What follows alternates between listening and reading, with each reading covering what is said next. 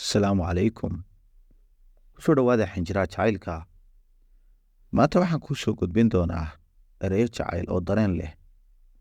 qof kasta wuxuu waajahaa xilliyo culus. haddii xaaskaada ama gacalisadaadu culays dareemayso, u muuji taageero iyo garab istaag adigoo isticmaalaya ereyadan jacayl ee dareenka ah. wayna kaaga mahadnaqi doontaa haddii aad la wadaagtid erayadan. caawa firaaqa maa tahay?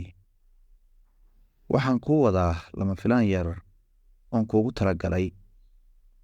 isbitaalka ayaan aaday, raajito ayaana isu soo saaray. waxay iga heleen mataqaanaa xabiibi,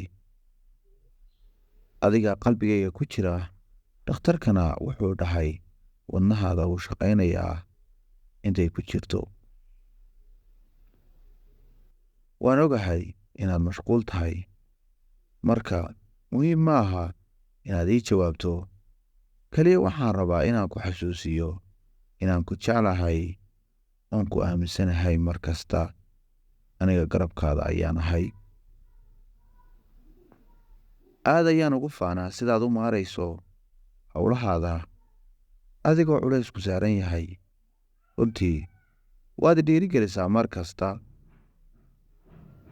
markaad garab u baahato, aniga mar kasta garabkaaga taagan qaali. waan ogahay inaad murugaysan tahay, laakiin ii farax macaanto.